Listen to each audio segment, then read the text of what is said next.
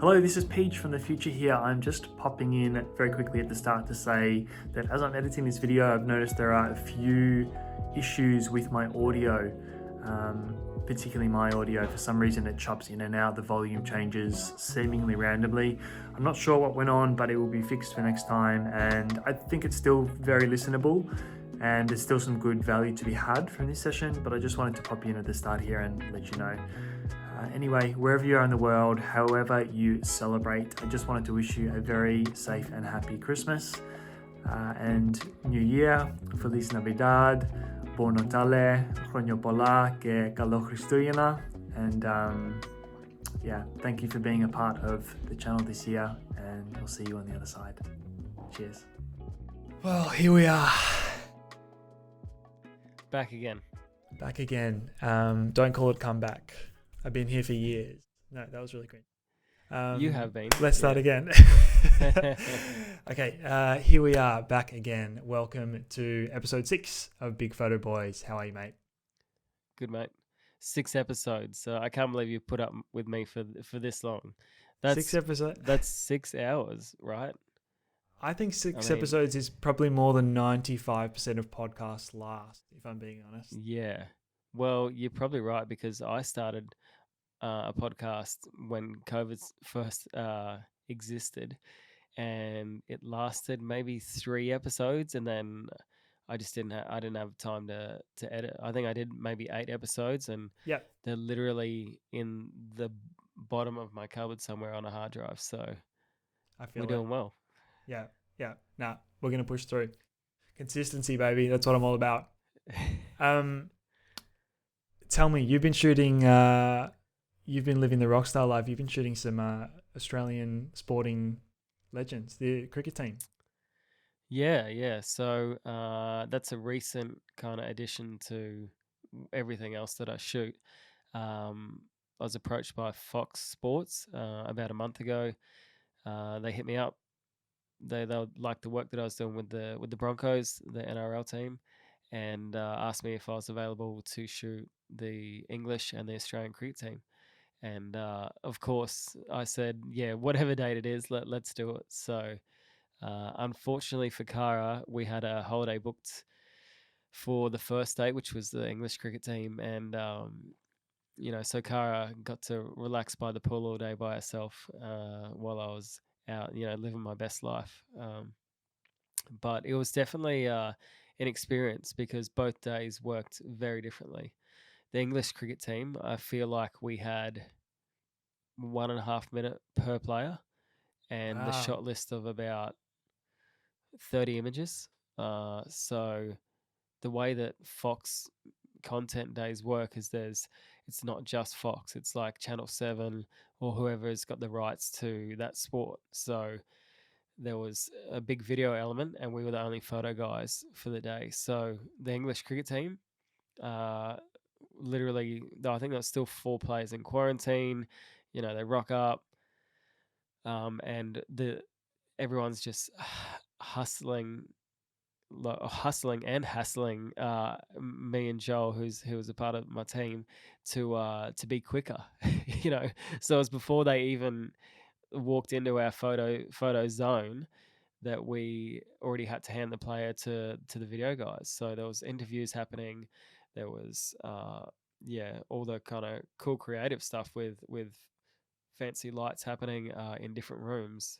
So we rocked up as well, and they pretty much said, here's your space, you can either shoot here or we can shoot in a hotel room. So we went up and checked the hotel room, and it was just a standard size room. There's no way I was ever going to get my gear or for what I wanted to use, like in that whole hotel room. So we ended up setting up in the lobby where the kitchen seating was. So although it sounds like it's going to be the most glamorous job, it's like it's the big dogs. It's still also just a bit of a hustle. So we only had, I'd say a minute and a half to punch out as many shots as we could, which was very tough, and they were also running. I think they ended up running like 2 hours late, so we were waiting around for a lot. And then the minute they got there, we already had to have them out the door. So that was a cool experience. And then I was expecting the same kind of thing for the Australian cricket team, but there was way more time allocated. We had 10 minutes with each person, uh, which I guess for Australian media they probably want to promote the Aussie guys a bit more. So we had more time. They were more prepared. They had someone also steaming their outfits, their uniforms. Mm-hmm. So it just ran a lot smoother. But again, it was like in the space of 2 hours we had to do everything. Whereas with the Aussies, it was a whole day. So it was a big day. It was like there from 6 a.m. to 6 p.m. So Holy shit. uh, very different scenarios. But yeah, that's something that I guess I'm still super excited about. So Mate, it that's was a great huge. opportunity. Yeah. Well done. And good on you for, taking it by the balls, because the easy thing would have been to say, actually, this is all too hard, or I've got my holiday booked, or it would have been just Yeah. so easy to handball it to someone. But, I can only imagine the doors that this will be opening. Yeah, yeah, and I think Kara's so supportive. Like she understands, I guess, if there is this opportunity, to try and jump at it, and hopefully it propels me forward to the next step. Yeah, she could have easily been shitty and just said, "We have this holiday booked. You're not going." But yeah, she was very accommodating, and that where I see myself possibly in the future is to be overseas and doing those promotional shoots for like the NBA or the NFL or whatever it is. So it's like that might be a bigger client, but it also might not be. Like I think It we've might end talked up about being the it same. before. Exactly, like before. I would rather be a bigger fish in a smaller pond rather than the smaller fish in the big pond. So I think America was very saturated with photographers in that commercial space. I would say so. Yeah, yeah. Maybe I should just stick here. I've got a better shot here. Mate, good. I love your ambition, I have to say. Um, the what was I going to say?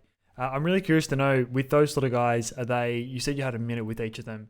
Are these guys, at the stage where they have to do media stuff all the time, and they can just hit their mark straight away, or is it like the experience that I've had with those sort of guys where, not that I've shot professional sports teams, but it's like these guys are sportsmen, so like they hate being in front of the camera. It's just like, how quickly can I get this done?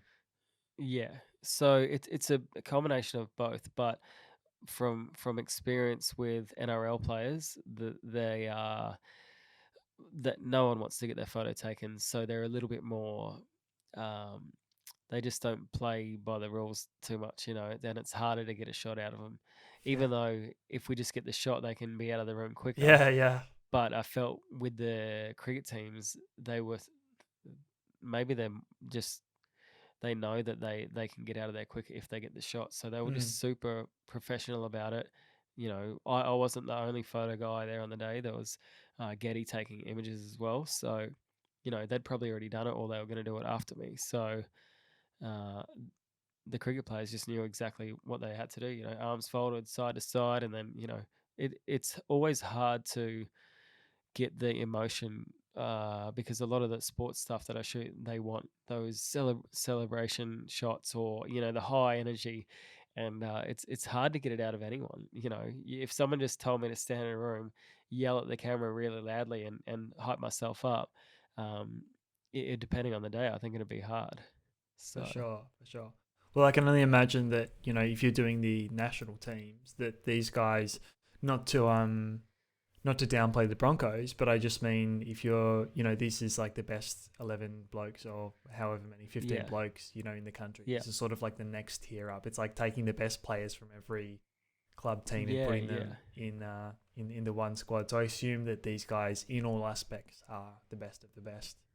Yeah, yeah, yeah. You're probably right, and I think if I have the opportunity to shoot, yeah, say the Australian NRL team, I imagine that'd be the case as well because maybe there's that extra sense of pride, and they're there, and again, the squad is so small. It's like they're still appreciative, even if they've already played for Australia or England a bunch of times. They know that they're there to do a job, and yeah, it's somewhat more professional than their normal professional lives, I would say. Cool. All right, so switching gears here a little bit. You've been on the in the music photography realm. You've been on both sides of the barrier. You've been the artist at some pretty big shows, some pretty big festivals and gigs, and I'm pretty sure you've also done. Have you done a bit of shooting bands? Yeah, I did. I think that was like when I first got into photography. Because obviously I was passionate about music and discovering a camera, something that I was also passionate about. I definitely had to go back in the day, shooting gigs. So I've just been thinking recently, and particularly sort of the space that this channel has occupied. Um, I think my most loyal viewers of this YouTube channel have sort of come across from like the music photography realm, because that was a lot of what I did a few Yeah, years ago.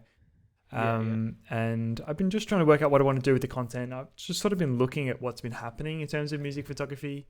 And I just have to say, like, I don't know if it's my tastes have changed, but seeing live music photos is just not exciting anymore. And I'm just wondering, are the photos objectively not as exciting, or is it just that is it just too easy now with the technology? Or yeah, I don't know. To me, live music photography, like, is it dead?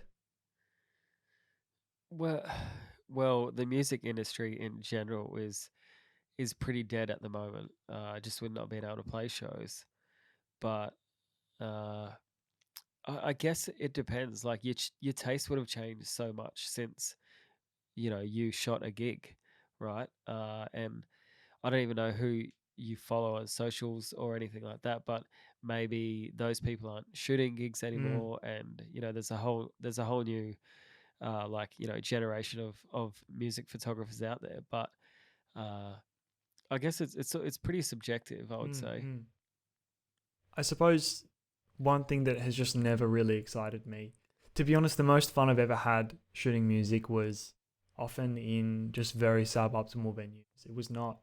It's not big shows where you need a media pass or a long lens or whatever. It was always the small, let's say, 100 to 200 cap venues. And when you can make something look great in that room, it just feels it's so challenging, but it feels so rewarding as well.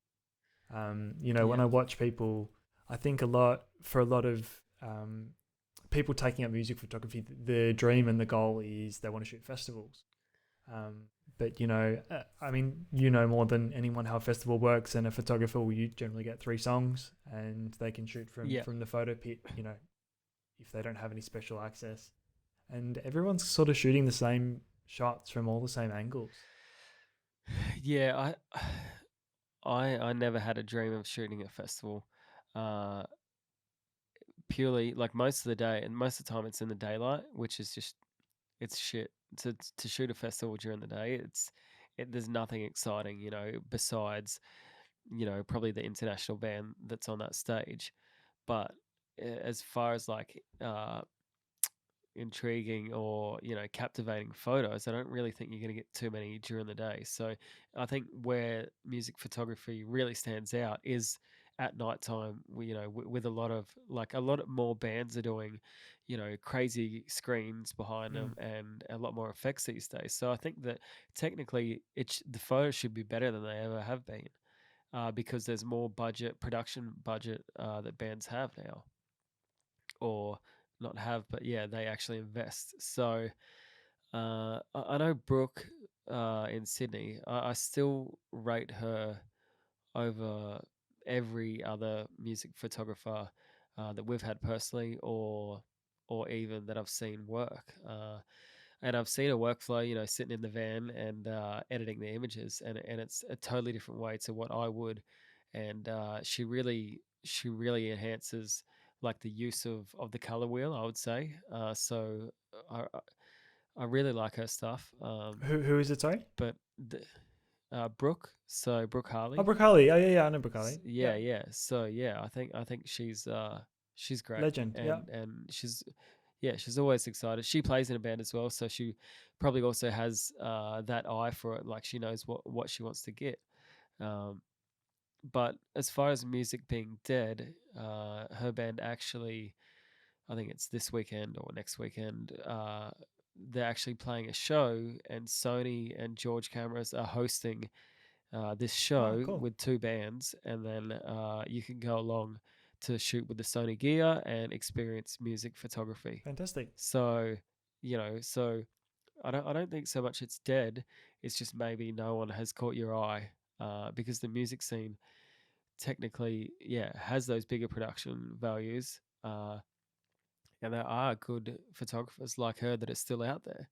But you're right. I have seen a lot of photographs in the past couple of years, or even uh, people who have photographed my band, and yeah, not that I was unhappy, but yeah, like I can get a bit disappointed, not because I think I'm the best photographer ever, but because I was in the same room that they were, and I know that what I could get out of it, and that's not being like photographing music isn't my thing. Hmm. So Hmm. it's like, yeah, sometimes it's a bit disappointing, just to see the quality, I would say, of some of the photographers.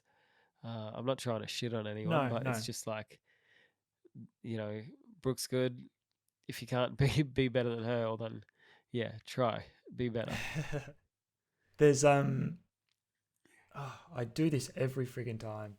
There's a wonderful quote that I'm gonna butcher like I butcher all the quotes, but it's something Yeah, along the yeah, lines of if you ever find yourself on the side of the majority, it's time to pause and reconsider. And yeah, what the reason I bring that up is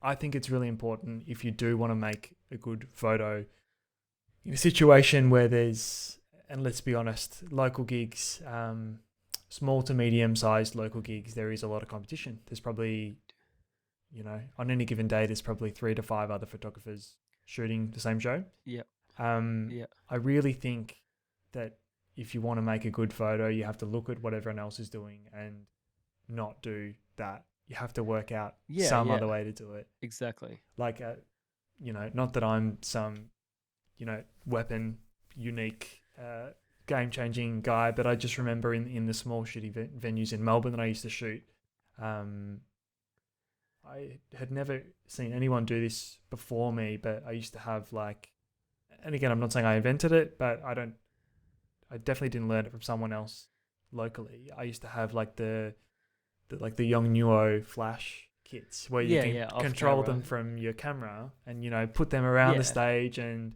yeah, I feel like 6, 7, 8 years ago, this was like, it blew my mind. It was a complete game changer, and it was just like, yeah, I just felt it was just so much fun to just transform a room, and despite yeah, having the same limitations as everyone else, be able to make yeah, images that were completely different.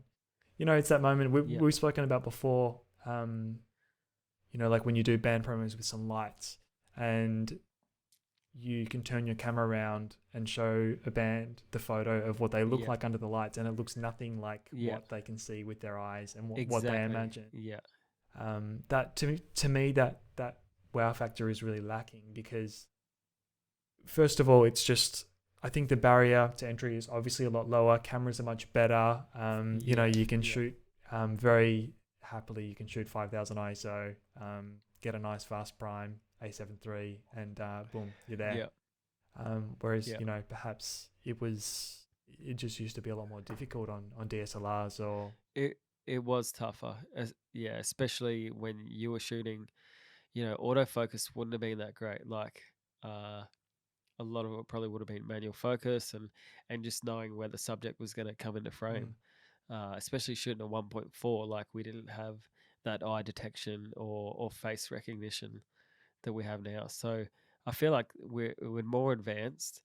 The bands are probably more, I'm gonna say, like entertaining and production value. Well, the industry that my band plays in, like the metal scene Yeah, or yeah. whatever. Dude, there's guys doing backflips or jumping around the stage. Like there should be so much to capture. Uh, but yeah, yeah, again, I guess I haven't seen anything because there has been no shows. That's true. So there probably is that. Yeah, it's dead because the music scene's dead. Yeah, That's true. I actually I hadn't don't know. considered that. You're right. There's been, Yeah, virtually no music over the last couple of years. yeah, But I don't know. Just seeing photos, just seeing live music photos doesn't excite me the way it used to. I remember, in the old days, I think everyone's hero was Adam Elmakias, and I just feel like he would do things with a camera that other people just weren't doing. And part of it is probably because he had a different level of access. He had a different exactly. level of familiarity and comfort with the band. He could probably get Yep, onto the stage if he wanted to, but even when he wasn't, I remember he would do the GoPro thing on the camera, and he would yep, be shoot from the sound desk or the photo pit or whatever. And I just remember being just completely obsessed with 2000 yeah, and 2011, 12, 13, 14, maybe, just whatever he did. I just was completely obsessed, because I yeah, just felt like he was just pushing the boundaries. Um, I yeah, suppose this relates to the conversation we had the other day about camera gear, which is just like, where can we even go from here? Um, yeah. what boundaries are left? But what do you feel? What do you feel like that you're missing from, say, someone else's image? Because technically, if someone sees a photo, it's got that out of focus blur. It's captured an expression on the artist's face. Like, what else are you wanting from that photo? Is it a stylistic point of view, or is it like, for me, it would probably be more of like a documentary style view. Yeah. I would rather see the outtakes that aren't like the hero image of the guy Mm. standing on A the punt ego jump. riser. Yeah, yeah, yeah. Yeah, exactly. So for me, I think my taste has probably changed from that to more like documentary. Like if it's them, restringing before a show, or I think I'm more interested in that documentary style, and getting to know the person that, yeah, that isn't on the stage. That's true. That's true. I also hadn't thought too much about that. And I guess it's probably unfair for me to comment on some of these things because, again, it hasn't been happening, or even if it has, I just haven't been as involved. Um, Yeah, yeah, but I just suppose that, yeah, sort of looking back, I think early days, yeah, again, we're talking like 7, 8, 9 years ago, probably.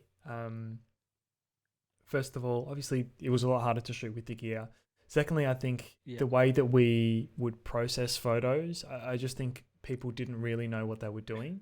And yeah, so yeah. if there was someone who came along who had something really interesting they were doing in the edit, that was something that could really, make you stand out Set them from the apart. crowd. Yeah, yeah, Yeah. I have to say, it's very embarrassing to admit now, but the first couple of, small East Coast tours and weekenders and stuff that I did, my old MacBook was so old and slow, I just didn't even bring it with me. So I would basically shoot the whole yeah. tour, and I'd get back the next Edit week when you get home. and Yeah, then edit when I get home.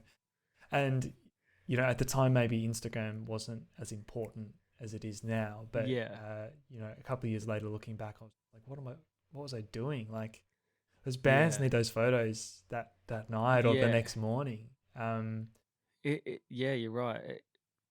Being in a band, that's what I felt like.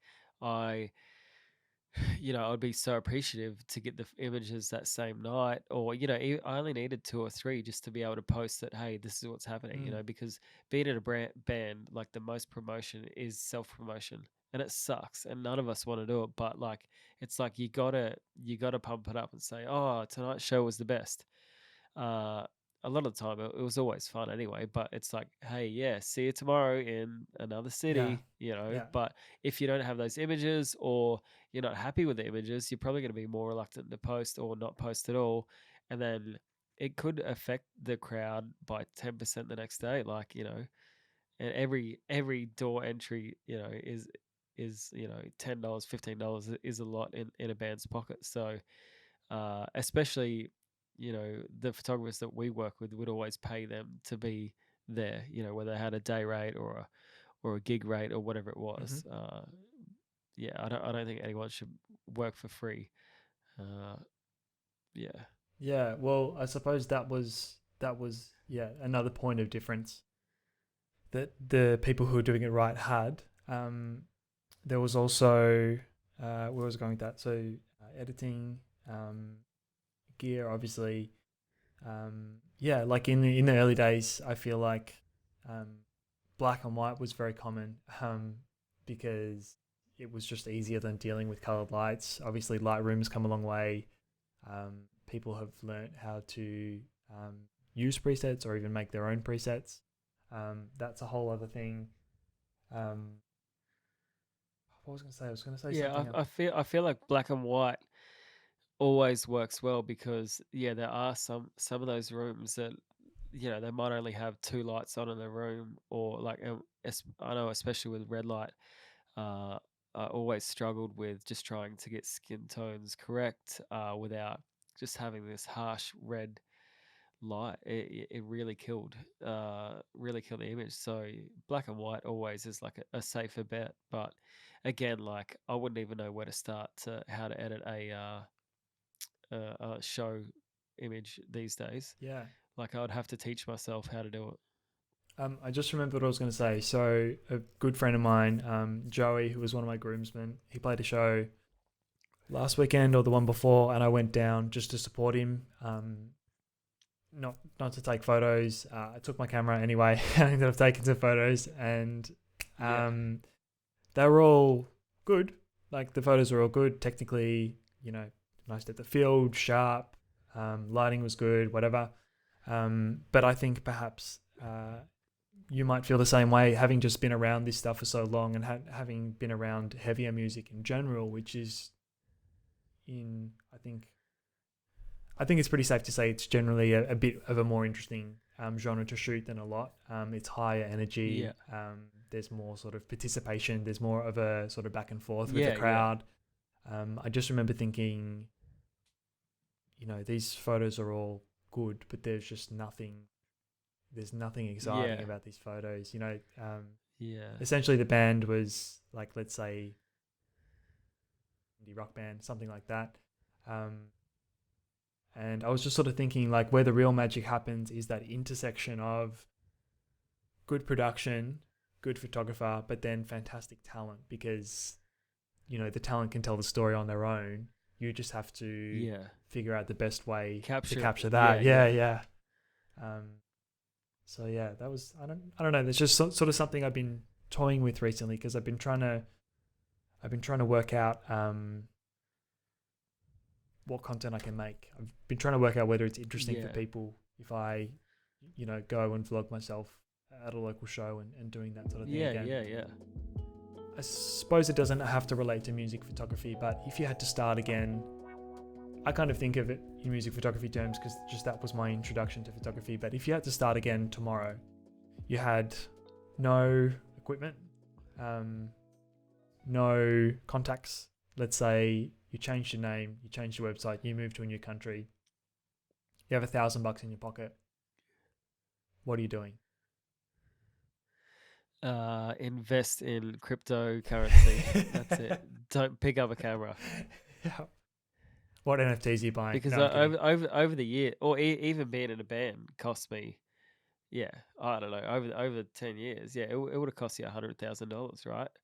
And then same as photo gear, you know. So it's hard for with $1,000. What I could choose, I don't know. Because now it's different because I guess when I started it, I didn't think it was going to be a profession Mm, or a full-time job, right? You just start because you actually figure out that you like clicking the button and you like capturing things. So I guess it'd be the exact same way. You know, you figure it out as you go. I don't think many people would pick up a camera and go, "This is what I'm going to do mm. for the rest of my life," or even pick a like a genre to shoot. You know, if it's still life or action sports or whatever. Like I yeah, especially with a budget and an outcome, like I don't think you could pick. Not necessarily, What about you? not saying necessarily that, you got $1,000. How are you going to make a full time living straight away? I just mean, Ah, what's yeah, yeah, the, yeah. what's the path that you take? I suppose, That you would choose. yeah, yeah. If um, I get a secondhand body, I get a, A7 or A7 II or something that I could Yeah, get pretty cheaply. I reckon I get a cheap plastic fast prime. yeah, Um, and whatever I choose to shoot, whether it be local cafes or bands or whatever, um, yeah. I reckon with that basic setup, you could just a little bit of depth of field goes a long way. Sometimes I feel like you Oh, could for you could sure. walk down the street and with a big smile on your face, I could walk into a local cafe and Yeah, convince them to let me take some photos for free, because in fact that's what I do sometimes in my real job. yeah, yeah, yeah. Um, so yeah, I reckon I could start to build a portfolio like that. Um, yeah, once you got a few under your belt, I, I feel like it wouldn't be hard to get your first gig, to make your first $100, $200. yeah, I think so as well. And I think whatever you're most passionate about, that would be what you would do first. Just say it was capturing your local athletics club because you were an athlete when you were a junior or whatever, or you might have a brother or sister that plays on a netball team, or you might have a friend that owns a coffee shop or works at a coffee shop. All of those, there's so many avenues that you actually can get your foot in the door. I shot. I don't even know how long I shot for. It would be over a year before I ever someone paid me to do my job. Uh, but it was those things that I was excited about that enabled me to go to the next step and go to the next step. Mm, And again, it wasn't about the a monetary value for me. It was just more about, oh, I'm enjoying capturing for this. sure. Like, who else will let me take photos? Especially when you first start taking photos of people. If you hit up someone that they just they'll think you're a creep, or they'll just be like, why would you want to take photos of me? So I think this day and age, it's a lot different. There's a lot of people who really want to promote themselves on Instagram, or wherever their avenues are, um, because they can. Yeah, a lot of people get free shit out of out of posting something these days. So if they could have a better quality image, you might be able to assist them in that way. But again, it's all. It really depends, yeah, where you want to go, I guess. But the main reason is you should just be shooting because you enjoy it, and because you know you want to get better at it. I would say, because I remember meeting up with you.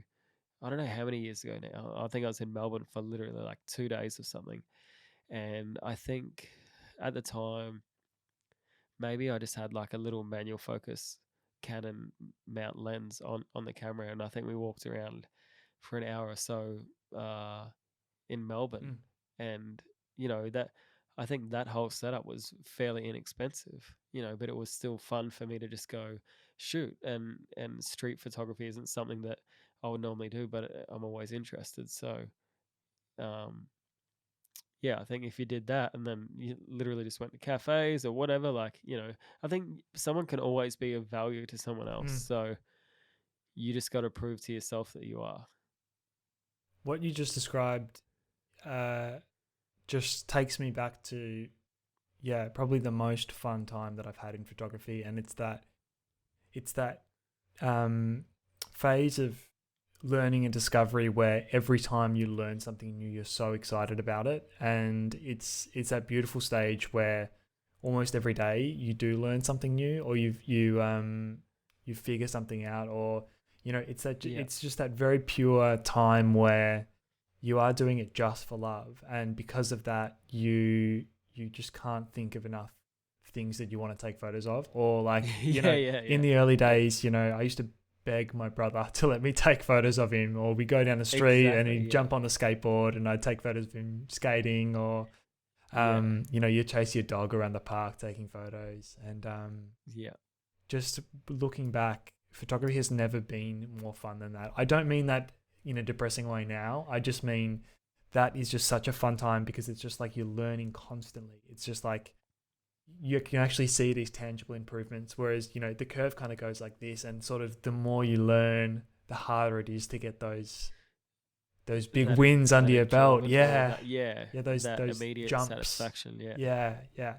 Yeah. Um And sometimes I feel like you can't expect that of yourself. If you hit a goal or a milestone, you're not as easily impressed. Whereas, like, you should take the time to just sit back and be like, "Holy damn! Like, this is what I'm doing. Like, I can do this." Like, but I think if you're progressing, the jumps aren't as high because, yeah, the more that you do it, obviously the more knowledge you have, and then your head is across a lot of things. You can look at an image and dissect it and think, okay, this is what depth of field they shot at. This is, yeah, what the shutter, or the ISO, or the light sources in the room are. So, and yeah, I guess sometimes that's why, in the position we are, you probably just need to take a step back sometimes and be like, yeah, okay, that's crazy that I just know some of those things. Like, and it's only from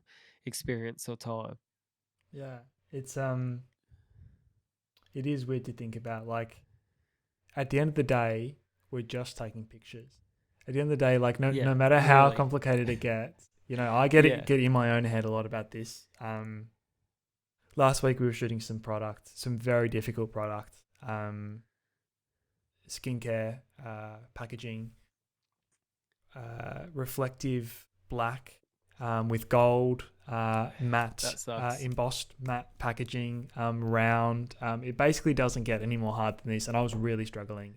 Yeah, The Jared is very, very experienced in that sort of thing. He's, yeah, sort of very, very well trained as a product photographer. I found it very difficult. And I was sort of a bit down about it. And every time it does get hard like that, I just remember, I just have to think, we're just taking pictures. Like, it's not, like we said earlier, someone doesn't die if we do our job wrong. yeah, yeah, yeah, At the end of the day, we're just taking. Yeah, yeah, I got to say, I do miss that early stage of photography. Do yeah, you do you think it's a bit of a difficult thing because everyone is bombarded with generally very high quality, or reasonably yeah, reasonably good quality content wherever they look now. Do you think it's really yeah, hard in 2021 and beyond because it feels like you're not allowed to suck starting out? yeah, Do you know what I mean when I say that? It's like when I look at all my old photos, I can see the progression and I can see how bad they were and how they improved gradually.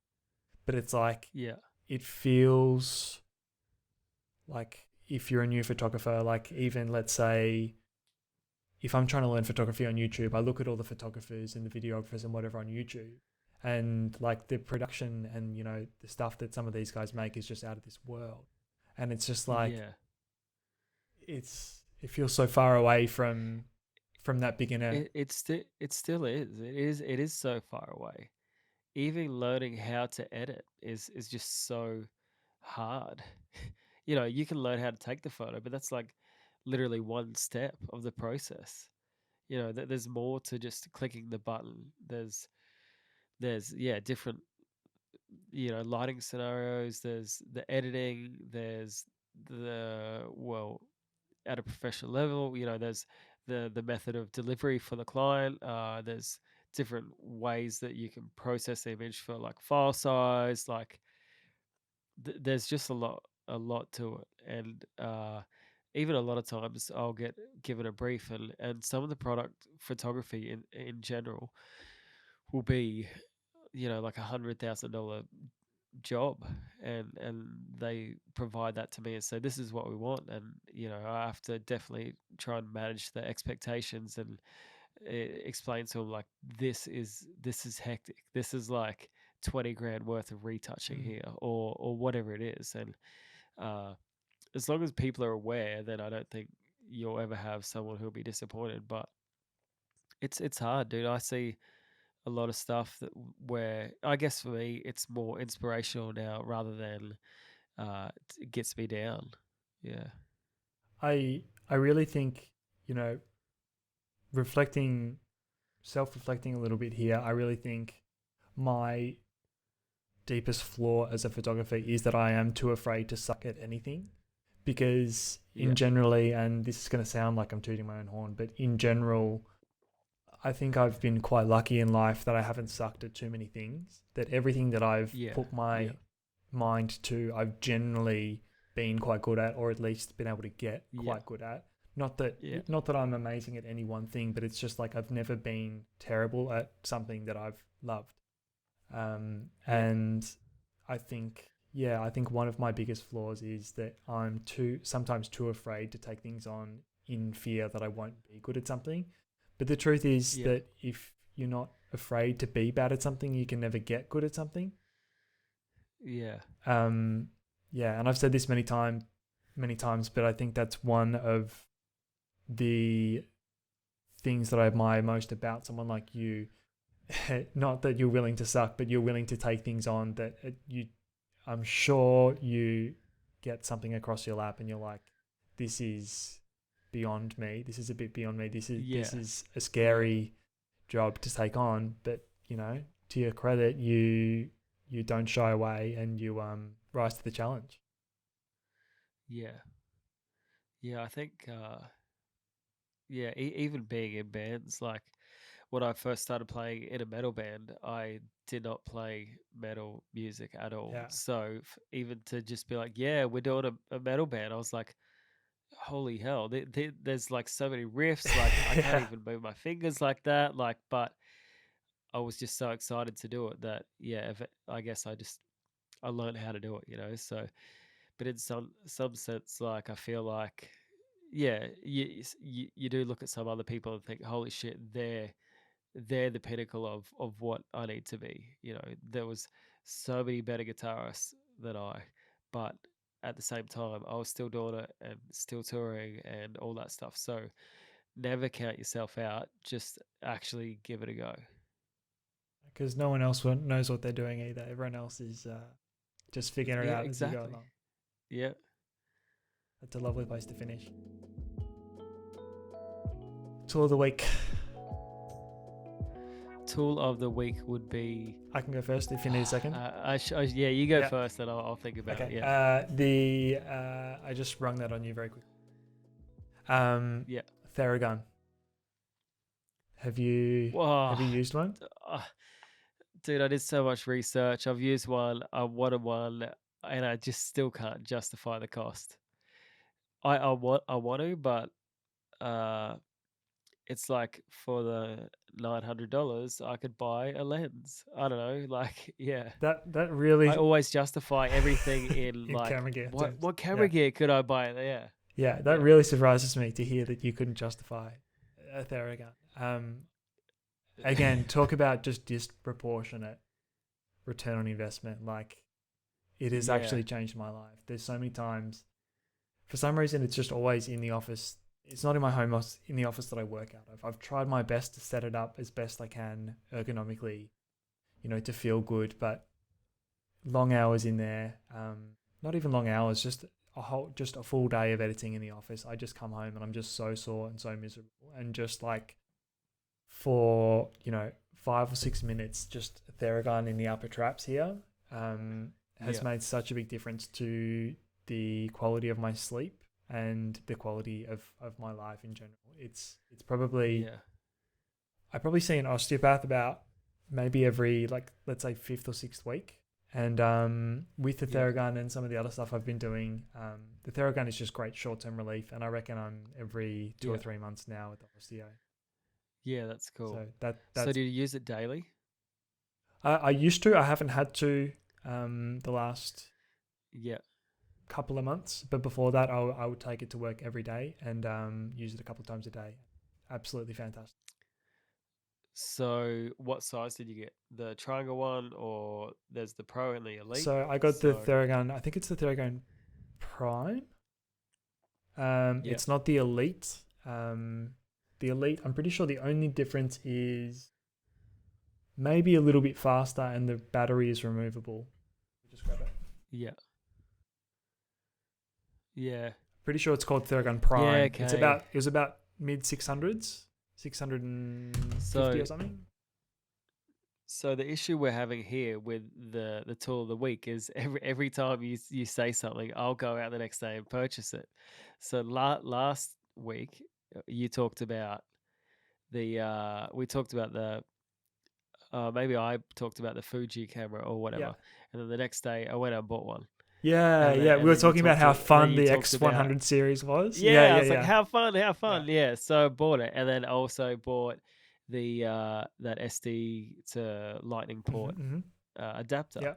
Boom, so good. So I don't know if next week I'm like massaging with the Theragun, you know why. So I honestly can't say enough good things about it, and I'm so glad that I didn't settle for one of the cheaper knockoffs because Amazon. Yeah, because I am a bit of a let's say glutton for punishment. Like I like to feel it. I like to feel it, and the proper Theragun. I've got sort of one of the more painful attachments on there, let's say. And the proper Theragun can really stand up. You can like actually put some pressure on, and yeah, that's cool. It's brilliant. Yeah, it's good. I highly rate it. All right, you got anything for me? All right, so tool of the week. Tool of the week is, it's not currently on my camera and it's not going to focus because I got manual focus, but it is the Atomos adapter, like battery. It's called Battery Eliminator at ATOMACP005. So this, you just plug it into the back of your Atomos screen, and then just plug it into power, so it keeps it charged. So that's what I was using previously, but I've upgraded to like a V mount setup, the super tech looking rig now. So, but that thing is sick, especially for this vlogging kind of thing. Usually you'll probably have the camera in the same place, so you can literally leave it plugged in and just unplug it when you want to move your camera or whatever. But it's just so much better than batteries dying. It happens because you're already looking at your video camera thinking, how long have I got left on this? You might be looking at your external recorder thinking, how long have I got left on this? So it's like the less, if you can eliminate all the batteries, it'd be so much easier. Excellent. I actually I don't know why I've never thought to work out if that exists, because I do have a camera set up permanently on my desk. And I've got a dummy battery in the camera, which is changed my life. It's so good, especially it's like our older camera, A6500. Like the batteries are shocking. They'll last 20 minutes. So for like, I think it was like $18 for the dummy battery for that. It's so good. So the Atomos pretty much doesn't leave the rig here. Not that often, anyways. I'm gonna get that this week for sure. So, do you have an Amazon affiliate link I can click? Because I'll click it. I did, but I don't know. I think like I didn't promote it or use it or something for like ever, and then I think they just like revoked that or something. I don't know what it is. People have got to be using it for you to still have that link. And I'd probably make 1 cent off it. So I'd just say wherever you can find it at the best price. For sure. Yeah. All right. Great place to finish. That's a great tip. I'm gonna get one. All right, mate. Thank you again. Another one of the books. Number 6, was it? Did we say? Or 7?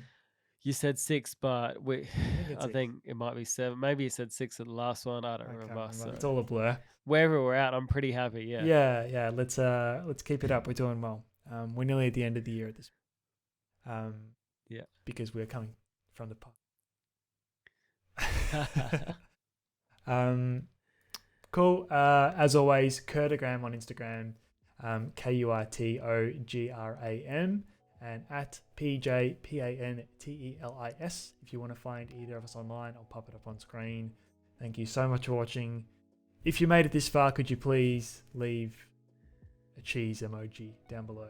That would be really good. I would love to see, as always, the confused people scrolling through cheese emoji comments in the in the section down below. That's it for this week. Until next time. Good to see you.